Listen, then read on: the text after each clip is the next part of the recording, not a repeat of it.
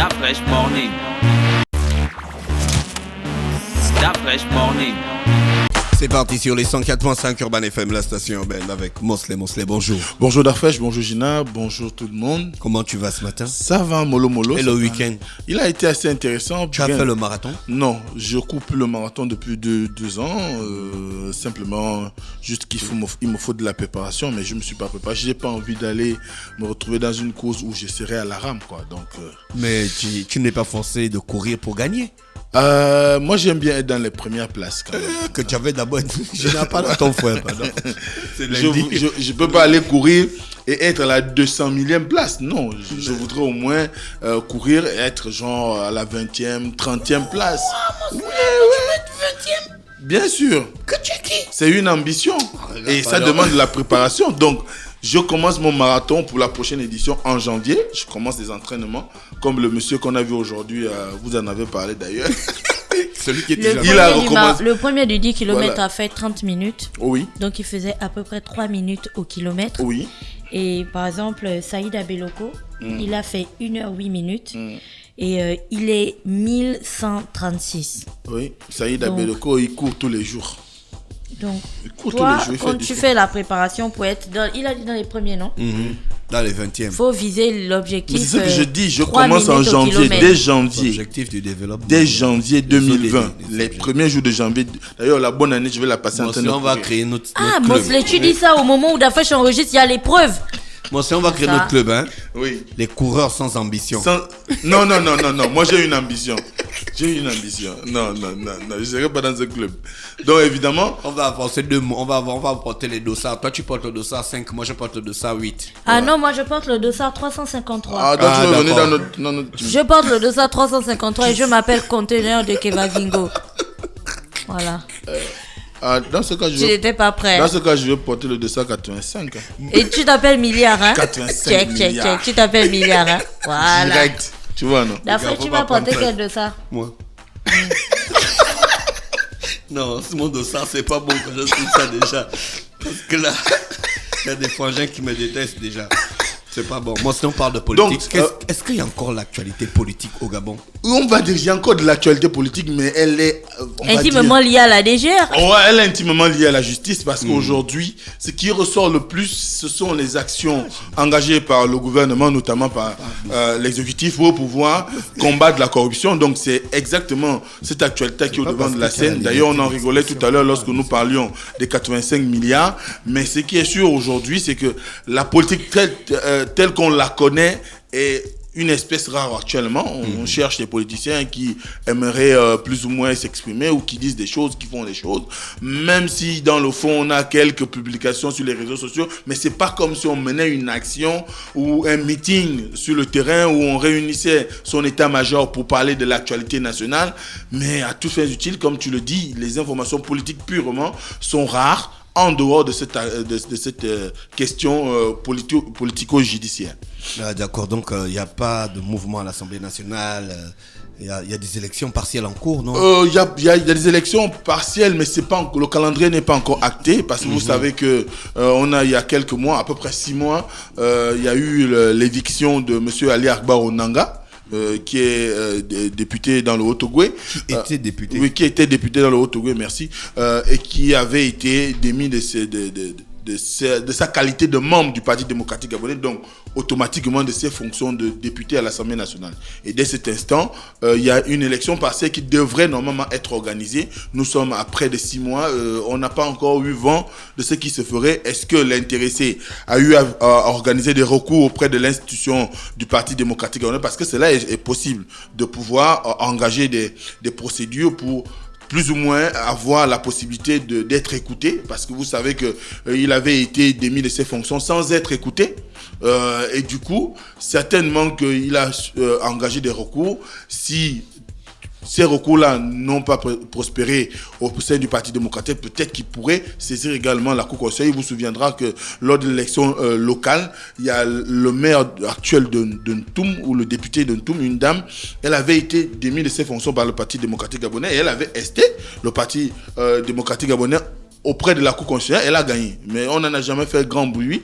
Donc on ne sait pas peut-être que c'est dans la même situation que se trouve M. Ali Agba Onanga, dans la mesure où la Commission nationale d'organisation des élections n'a pas encore eu à pouvoir s'exprimer là-dessus, elle qui tient le calendrier des élections dans le pays.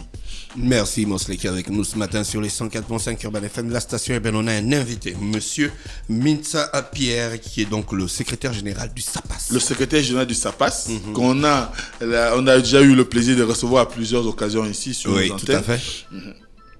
Donc ce matin avec lui, on va diviser de tout ce qui tourne autour, évidemment, de l'environnement syndical, de son syndicat, mais également de la politique nationale, avec un trait avec ce qui se passe actuellement. Monsieur Mintsa, bonjour. Bonjour à vous. Merci d'avoir accepté notre invitation. C'est un réel plaisir de vous recevoir. Le SAPAS, comment il se porte? Je dirais que le SAPAS se porte toujours bien et à merveille. Et quelles sont les activités? En cours, vous préparez une grève? Parce que les syndicats, c'est mal la grève. Hein? Ah non, ça c'est selon. Et aujourd'hui, merci de me donner cette opportunité. Nous ne préparons pas une grève. Nous sommes déjà en grève. Ah, oui.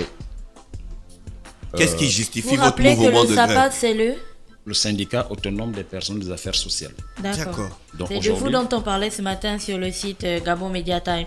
Les Merci. agents des affaires sociales en grève dès ce lundi. merci. Qu'est-ce que vous revendiquez? Nous revendiquons tout ce que tout être normal peut revendiquer. mais vis-à-vis monsieur de sa Nita, le tutelle. dire comme ça. Vous revendiquez Non, ça tout le temps. permettez. Vous revendiquez ça tout le temps. Non, permettez. Vous savez que ça fait depuis 2015 que les situations administratives ont été bloquées officiellement. Je veux dire depuis 2015. Ça fait bientôt 4 ans. Ça fait 4 ans. On nous Exactement. avait dit 3 ans. Voilà, ça fait 4 ans. Alors nous avons des chiffres exacts. Donc depuis 2015, avec la mise en place du nouveau système de rémunération, toutes les situations administratives ont connu un changement. Et puis de 2015 là jusqu'à aujourd'hui, rien n'a bougé. Premier point. Ça veut dire que quand le SAPAS rentre en grève, une grève légitime, c'est pour amener le gouvernement à octroyer les postes budgétaires à tous ceux-là qui sont dans les administrations sans poste budgétaire, à générer les matricules à tous ceux-là qui n'ont pas de matricule, à arrimer la pension retraite au nouveau système de rémunération, parce qu'aujourd'hui, les retraités ont encore des pré-pensions, et aussi à procéder directement à l'attribution des textes de recrutement. Bon nombre de fonctionnaires sont sans texte de recrutement, sans texte d'intégration, sans texte de titularisation. Les avancements sont bloqués, et puis aussi les reclassements après stage et à l'issue des concours professionnels.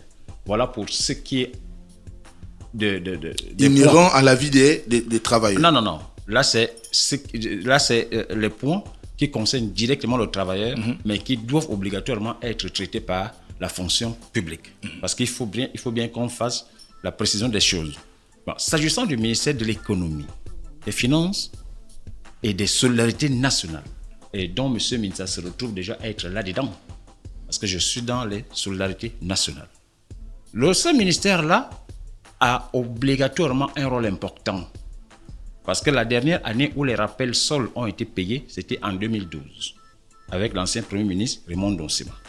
Donc vous comprenez que de 2012 à nos jours, le ministère du Budget nous doit des fonds, nous doit des rappels. Et après ces rappels, pour ce qui concerne les affaires sociales que je suis, la santé, TP et autres, depuis 2015, le ministère du Budget a du mal à payer la PIP du deuxième trimestre 2015. Mais la PIP n'existe plus, monsieur Mintsa. Non, permettez. La PIP n'existe plus, monsieur Mintsa. C'est bien. Pourquoi vous revenez sur quelque chose qui n'existe Qu'est-ce que plus? vous appelez vieux sujet? Je m'en vais vous dire pourquoi nous nous servons de cela. Parce que ça devient une dette. Si la PIP n'existe plus, il fallait donc plus payer les autres ministères qui ont été payés entre-temps. Vous comprenez? Donc, De vous demander un rappel. non, ce n'est pas un rappel. C'est notifié. Ils doivent éponger cette Ils dette. doivent éponger cette dette. Et pour ce qui est de la santé et des affaires sociales, c'est 4 milliards 300 millions. Vous savez que l'unité monétaire au Gabon, c'est désormais le milliard. Monsieur Mintsa, il n'y a Permettez, je continue. jamais des millions dans Permettez. vos... Non, ce n'est pas nous.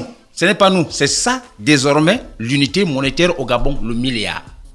On détourne les milliards et ainsi de suite. Donc, la dette liée au non-paiement de la PIP deuxième trimestre 2015 pour les départements santé, affaires sociales, c'est 4 milliards 300 millions. Vous ne pouvez Je pas en continue. faire don à l'État? Je continue. Le pays a les problèmes. Nonobstant le fait que certains disent que le pays a des problèmes, je rappelle aussi à qui veut l'entendre que le pays n'a pas de problème. Aujourd'hui, nous sommes rattachés. Non, je vais être précis. Mais comment vous pouvez affirmer Permettez, ça le pays n'a pas de problème. La crise de plein fouet. Madame, c'est vous ici dans votre studio qui constatez qu'il y a la crise. Parce que vous ne gérez pas les finances. Ceux qui gèrent les finances savent qu'il n'y a pas de crise. Moi, je m'en vais vous citer les éléments importants qui prouvent à suffisance qu'il n'y a pas de crise. Alors, merci. Donc, les affaires sociales aussi, pour avoir été jumelées aux régies financières, automatiquement, comme cela a été fait autrefois, lorsque la fonction publique a été jumelée au ministère du Budget, la fonction publique a eu les fonds communs. Lorsque le ministère du Travail a été jumelé au ministère de l'Économie, le ministère du Travail a eu les fonds communs. Aujourd'hui, les affaires sociales aussi sont jumelées aux régies financières. Par conséquent, je ne demande pas le même montant qu'eux, mais je demande qu'un geste soit fait. Mais monsieur alors, pour revenir, le ministre a pris une décision récemment là pour on a un ministre. Oui, est-ce qu'on a un ministre? Le ministre de l'économie. C'est bien.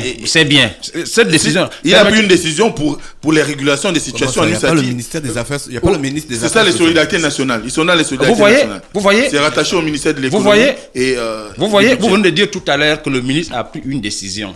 Régularisation des situations administratives. Très bien. C'est la méconnaissance des textes. Ça veut dire qu'il ne connaît rien. J'assume, ce n'est pas du ressort. Permettez, je le dis, j'assume. Ce n'est pas du ressort de la compétence du ministre de l'économie, des finances et des solidarités nationales de régulariser les situations administratives. Ça se fait au ministère de la fonction publique.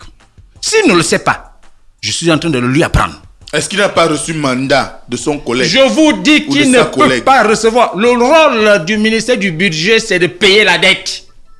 C'est pas faire les reclassements, les intégrations, les titularisations, les avancements automatiques. Ce n'est pas de la compétence du ministre de l'économie.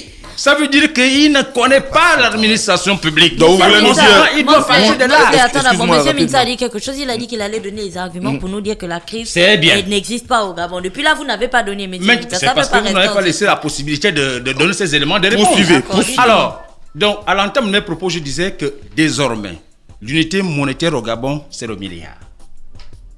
Depuis, il y a environ 2 ans. 2 ans. Comment vous pouvez me dire ici, dans votre studio, qu'il y a crise au Gabon? À partir du moment où on retrouve 85 milliards au domicile d'un quelqu'un, au domicile d'un seul individu. Et là, c'est seulement pour recevoir ses amis et compagnie et autres à la maison. Donc on ne peut même pas imaginer ce qu'il y a dans les paradis fiscaux. Ça n'a rien à voir avec. Ça n'a rien à voir avec. Ça n'a aucun rapport avec les problèmes du SAPAS. Attendez, quand vous parlez. Est-ce qu'il y a un lien entre cette découverte et les problèmes du SAPAS? Et les problèmes de votre administration en général? Merci. Vous me demandez s'il y a un lien, n'est-ce pas? Je m'en vais vous dire qu'il y a un lien. Parce que l'homme à qui on a trouvé les 85 milliards, je dis bien 85 milliards à son domicile, il a été nommé par l'exécutif. Et il doit être sous contrôle du ministère du Budget. Parce que les détournements là, je n'appelle même pas ça détournement, j'appelle ça le vol organisé. Alors, vous voyez que la structure qui permettait à cet homme d'être aisément riche, en moins de 2 ans, c'est une structure qui doit verser obligatoirement les recettes dans les comptes publics de l'État. À partir du moment où cet argent ne rentre pas, ça veut dire que les fonctionnaires que nous sommes en souffrance. Donc, il n'y a pas crise. S'il y a crise, on ne peut pas parler d'unité monétaire à 1 milliard. Et nous faisons tous ces abus sur la scène internationale. La communauté internationale nous regarde. Mais la communauté internationale se pose des questions. Est-ce que réellement le Gabon est en crise? Mais un pays en crise, on ne peut pas entendre qu'on a mis dans sa maison 85 milliards. Est-ce que vous savez ce que ça fait, 85 milliards? 85 milliards, c'est remplir votre studio là. Rien que des billets d'argent. 85 milliards. Est-ce que vous savez que les 85 milliards peuvent payer les salaires des fonctionnaires gabonais au moins pendant 3 mois, 4 mois? 85 milliards. Est-ce que vous savez qu'avec les 85 milliards, on peut faire la route qui tarde à venir partant de Libreville à Kango avec 85 milliards? Avec 85 milliards, on peut avoir les écoles, les hôpitaux. Avec 85 milliards, on peut avoir les soins médicaux gratuits. Avec 85 milliards, on peut arranger notre pays. Monsieur Minsa, vous voulez dire que s'il n'y avait pas un problème de 85 milliards, le SAPAS, Mais il n'y a pas SAPAS, en grève. le SAPAS serait dans un paradis, une vie non, normale. permettez. Vous savez, une chose est de dire que nous sommes patriotes, nous supportons la crise, vous voyez. Mais une autre chose est de constater que pendant que certains disent qu'il y a crise, mais d'autres considèrent qu'il n'y a pas de crise avec des détournements. Et là, c'est seulement chez un seul individu. Alors, il faut vérifier quel a été le patron de cet homme. Parce que si on découvre ça chez vous, votre patron doit avoir plus que vous. Et ainsi de suite. Donc, c'est une chaîne alimentée. Et cette chaîne alimentée a été mise en place après l'élection présidentielle 2007. Donc, je voudrais même dire en 2017, avec la jeunesse qui est rentrée en masse avec une seule intention. Monsieur Mitsa, est-ce que vous voulez nous dire aujourd'hui que votre grève est un prétexte pour parler de cette histoire de détournement de fonds publics? Est-ce qu'on se fait comprendre? Je viens de vous dire que depuis 2015, toutes les situations administratives sont bloquées pour cause crise au niveau du Gabon. Je viens de vous dire que depuis 2012, les rappels ont été tout dernièrement payés. Ils ne peuvent plus être payés pour cause crise au Gabon. Vous voyez, je viens de vous dire que la PEP Santé Affaires Sociales, depuis 2015, n'est pas payée pour cause crise. 4 milliards, crise. Vous voyez? Donc, à partir du moment où nous on constate que normalement, il n'y a pas crise, il n'y a que les voleurs qui ont pillé le pays et qui ont mis tout cet argent dans leurs maisons et dans les paradis fiscaux, ça veut dire que vous, agents publics, n'ayant pas une situation régularisée, dès cet instant, vous devez vous mettre à la fonction publique pour qu'on régularise votre situation administrative avec incidence financière. Donc, il n'y a pas réellement crise. Est-ce que la période indiquée par le gouvernement en ce qui concerne le gel des recrutements, des reclassements et consorts à la fonction publique en ce qui concerne le traitement de ces agents a expiré? Est-ce qu'on se fait comprendre? Je vous dis que le gouvernement fait dans le mensonge abusif. Ce sont les gens qui sont là pour mentir au président de la République. Donc, ils ont mis en place un mécanisme qui leur permet de voler silencieusement pendant que les gens estiment que nous devons rester. Monsieur Mitsa, ce sont des propos graves, hein? C'est ce que vous dites. Vous appelez ça propos grave? Vous pensez que le gouvernement est une mafia? C'est ce que vous voulez nous dire? Bon, ça, c'est moi qui le dis. J'affirme. Vous-même, vous ne le constatez pas. Moi, je le dis. Vous-même, vous ne le constatez pas. Mosley répond. Répondez. La question n'est pas de répondre, la question est de savoir si vous avez des arguments patents au-delà des 85 mais millions. Monsieur Minsa, vous ne pouvez pas juger tout un gouvernement sur la base d'actions de directeurs généraux. C'est bien. Parce que ce sont des directeurs généraux, ce ne sont pas des ministres qui font partie du gouvernement actuel. Donc comment vous pouvez dire que c'est tout le gouvernement qui ment? Mais il y a une logique que M. Minsa met en place. Merci. Comment on décrète une situation de crise d'austérité parce qu'il n'y a pas d'argent, mais après, il y a un gars qui peut stocker 85 milliards chez lui. Madame, vous me permettez de répondre à c'est logique en fait. C'est une analyse logique. Il a quand même accusé le gouvernement. Oui. Je me ferai avocate du gouvernement ce matin. C'est toi, maîtresse Moubébé. Oui, maître avocat. Alors, permettez-moi, je vais être un peu plus explicite. Vous savez, dans ce gouvernement que vous voyez là, d'abord, et ça j'assume, le Premier ministre actuel n'a pas été nommé par le président de la République. S'il vous plaît. Non. Nous sommes en République. Non. S'il vous plaît. Non. Ce n'est pas lui. C'est pas lui. Monsieur Mitsa, le chef de l'État est quand même ils ont profité une institution qu'on saurait dégrader autant. Je connais le président de la République. C'est un homme qui veut améliorer les conditions de vie et de travail des Gabonais. Ils ont profité du moment de la période où le chef de l'État était affaibli par la maladie. Vous n'êtes pas en train de prêter le flanc à l'opposition? Non. Effectivement, il manque l'opposition parce que l'opposition aurait pu se saisir de ce dossier important. Alors, j'assume, je dis bien ceci. À quel moment le Premier ministre actuel est arrivé? C'est quand le président de la République, chef de l'État, était dans sa période de convalescence. Donc, il n'était réellement pas là. Alors, je m'en vais encore vous dire ceci. Est-ce que vous saviez que dans ce gouvernement... Non, vous ne pouvez pas peut-être le savoir, mais nous qui sommes les partenaires sociaux, on sait. Dans ce gouvernement-là, il y avait les 3/4 des membres du gouvernement qui appellent le DCPR patron, y compris le Premier ministre. Alors que l'appellation de patron est réservée exclusivement au président de la République, chef de Monsieur l'État. Missa, vous avez des preuves pour étayer ce que vous dites? J'ai des preuves. Pourquoi vous êtes comme ça? Laissez-moi parler. Allez-y. Si on doit attaquer quelqu'un, c'est à moi que la DG viendra prendre parce que j'irai me justifier là-bas.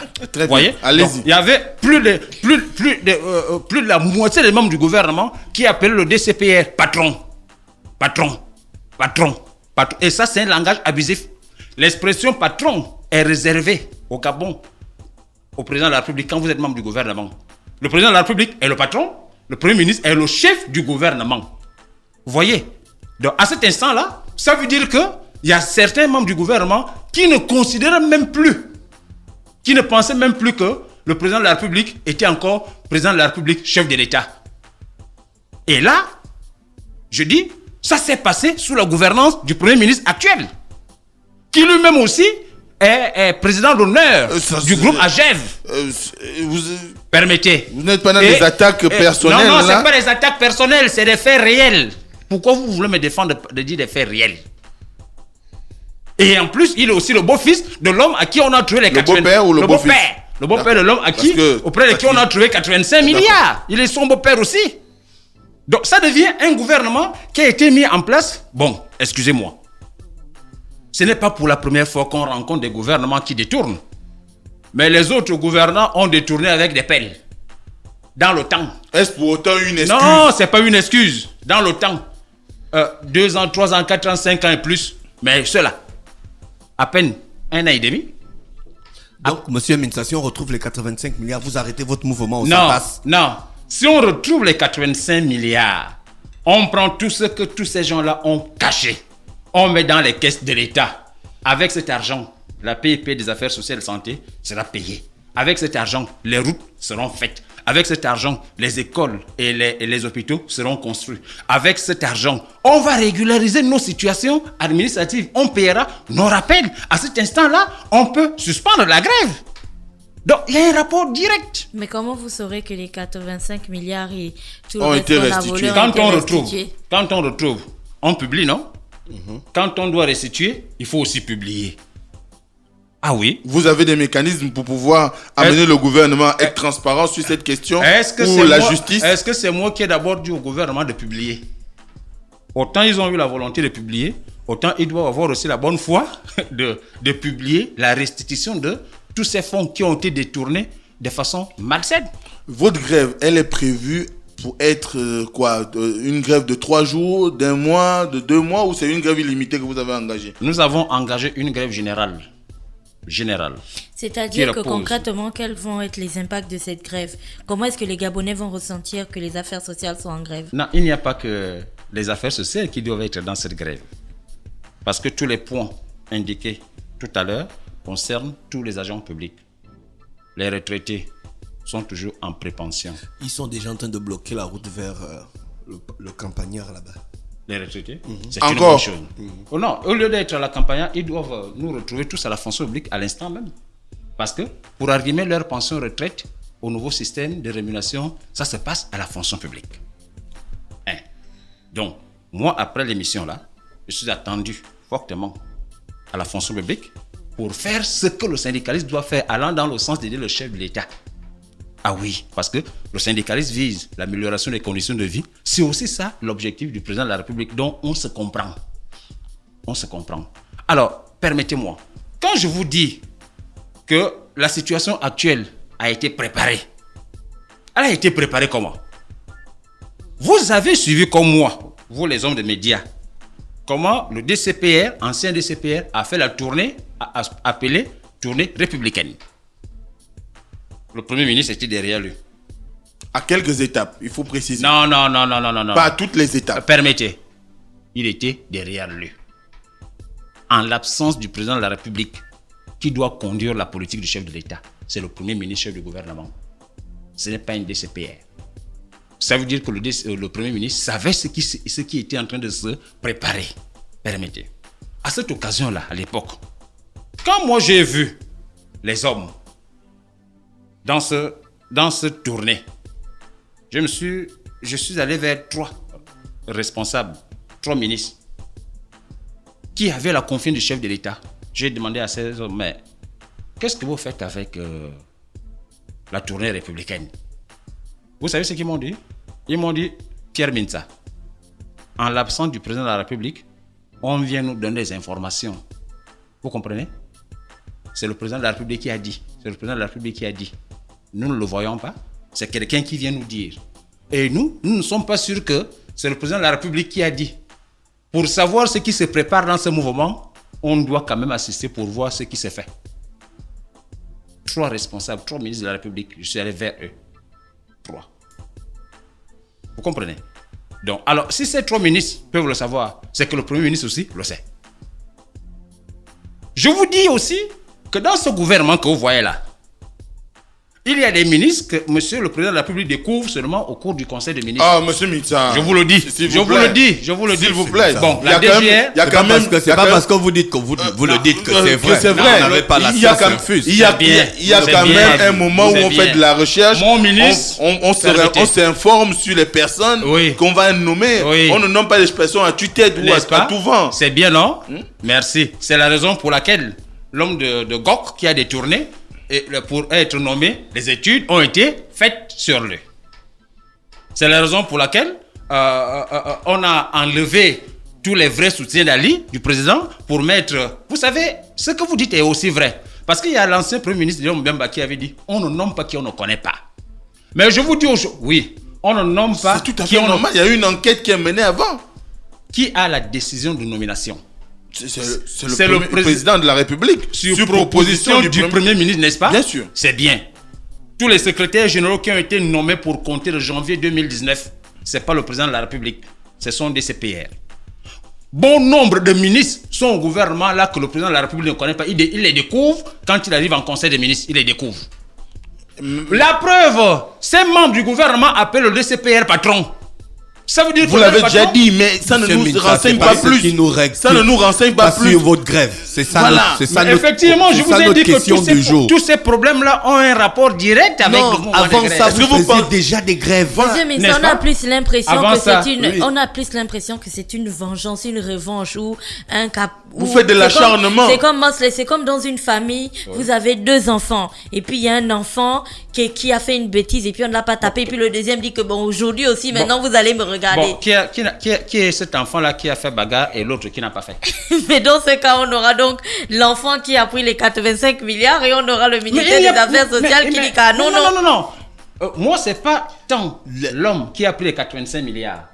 Moi, c'est tous ceux-là, je dis bien tous ceux-là qui se sont lancés dans cette opération. Comment la grève d'un syndicat peut avoir pour base un détournement? Je ne comprends pas. Une procédure judiciaire en cours. Est-ce que je vous ai dit... Il y a des institutions dans le pays qui sont chargées de ces questions. N'est-ce pas? Il y a le ministère de la Justice. Oui. Il y a la Cour des comptes. Voilà. Il y a la Commission nationale d'enrichissement illicite. Oui. Il y a même la Cour constitutionnelle qui peut aussi... Nous, on veut le Parlement. On veut savoir les points clés de votre mouvement. Votre mouvement de grève, que vous n'avez même pas défini encore la durée du mouvement. Je vous ai dit, c'est une grève générale.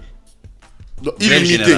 C'est ce que ça veut dire? Je n'ai pas employé illimité. Ah, d'accord. Voilà. Général. Alors, la question que mon jeune frère me pose encore là-bas, comment cette grève peut avoir pour base les détournements?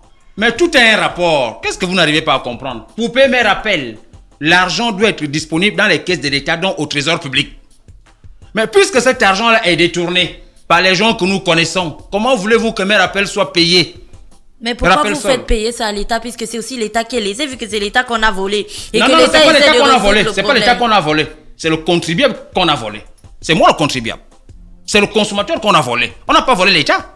L'État ne contribue pas. C'est moi le contribuable, c'est moi le citoyen qui contribue. Donc quand on détourne les 85 milliards, automatiquement, je me sens concerné parce que c'est ma contribution. Donc si on comprend bien, votre mouvement de grève a aussi vocation à faire pression sur les institutions pour qu'on arrive au bout de cette enquête qui est menée. Quelle est l'institution qui est en rapport direct avec nous, les partenaires sociaux? C'est la primature. D'accord. Vous voyez? C'est la primature. Donc, le paiement des rappels, ça rentre dans le budget de l'État. Et l'État n'a pas suffisamment reçu de l'argent parce que cet argent a été détourné. Le paiement de la PP deuxième trimestre 2015. L'amélioration, je voudrais dire la régularisation des situations administratives, la réouverture des concours pour entrer à la fonction publique, l'octroi des textes de recrutement, intégration, titularisation, avancement, reclassement après stage et à l'issue du concours professionnel. C'est des problèmes qui ont des incidences financières. Dès lors que ces problèmes, ces situations sont toutes bloquées, ça veut dire qu'il ne peut pas avoir une incidence financière parce que si la situation est bloquée, ceux-là qui préparent cet état de fait savent qu'ils veulent voler en douce. Donc, je vous dis que je ne suis pas en train de parler des détournements qui ont été faits à Sobraga. Parce que Sobraga, ça ne me concerne pas. GOC, c'est une structure para-étatique. Vous comprenez? Les détournements peuvent s'opérer à Sobraga, à l'ASMAC et autres. Ça ne m'intéresse pas. Mais toutes les structures qui ont pour mission de verser les fonds dans les caisses de l'État, dès lors qu'il y a des détournements dans ces structures-là, automatiquement, ça doit intéresser le contribuable que je suis. Et c'est ce qui fait en sorte que les situations administratives soient bloquées. C'est ce qui fait en sorte que les rappels ne soient pas payés, et ainsi de suite, et ainsi de suite.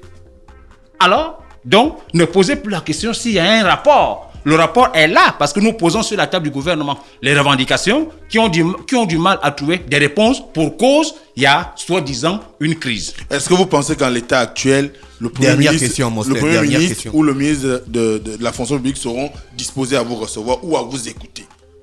Il n'y a pas que ces deux-là. Vous portez des accusations graves sur le Je dis il n'y a pas que ces deux-là. Monsieur Mintsa, après ce que vous avez dit sur le Premier ministre, vous pensez qu'il aura encore envie de vous recevoir? Il n'y a pas que ces deux-là. Il m'entend parler. Oui. Le Premier ministre, il n'y a pas que ces deux-là. Oui. Ils sont trois. Très bien. Qui, normalement, ne doivent plus être là. Vous savez... Donc, à votre grève, vous demandez en fait qu'on... Non, on ne demande pas leur départ. Comment un syndicat va demander le départ d'un ministre? Non. Si ce n'est pas de votre compétence, nous, monsieur on ne Mintsa. demande pas leur départ. On pose sur la table les faits. Les faits. Le ministère de l'économie est supposé contrôler toutes les entrées. Donc, l'argent qui est récolté par la GOC, le ministère de l'économie doit savoir. Quand c'est détourné, le ministère de l'économie doit aussi savoir que c'est détourné. Vous comprenez? Complicité entre les détournements et le ministère qui est censé contrôler. Ah, monsieur Mintsa, ça c'est de graves accusations. Ça. Permettez, je continue. Allez-y, monsieur Mintsa. J'irai à la DGR. Avant même qu'ils ne viennent vers moi, j'irai vers eux. Une voiture rouge ne peut pas entrer dans la concession si Moussa n'ouvre pas le portail. Ah voilà, merci. Heureusement que vous venez de comprendre. Alors, je continue. Le ministère de l'économie est...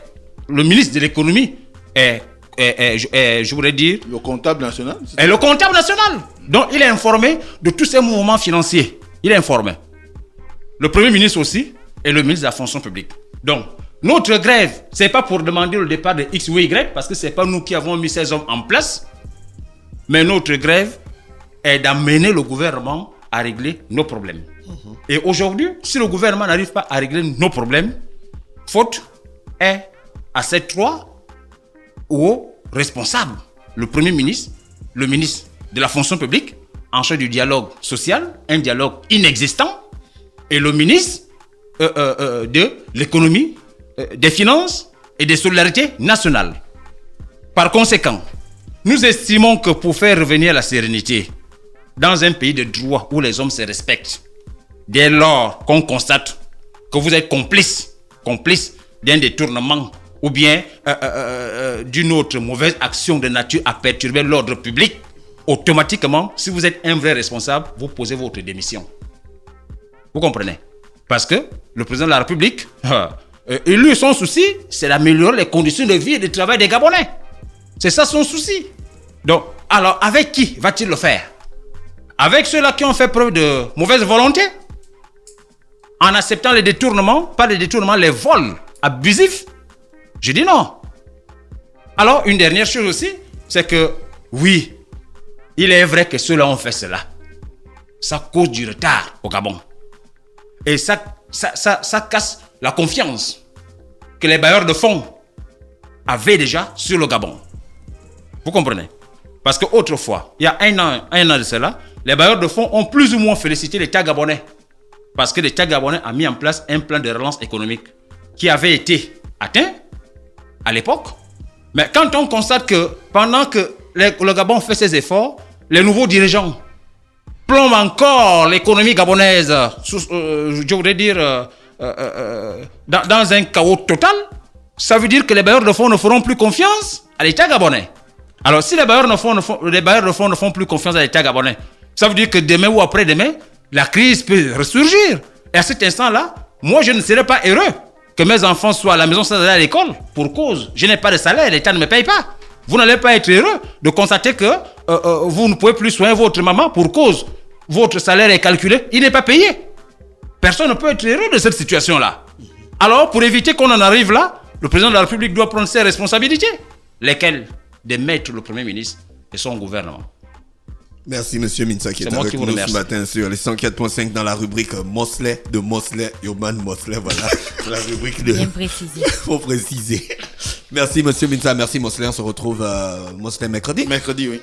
Et nous, on se retrouve demain matin sur les 104.5 Urban FM, la station urbaine dans le Da Fresh Morning, le réveil matinal au plus haut de la capitale, sur la radio la plus haute de la capitale. René Ruth est avec nous. René Ruth, bonjour. Da Fresh Morning.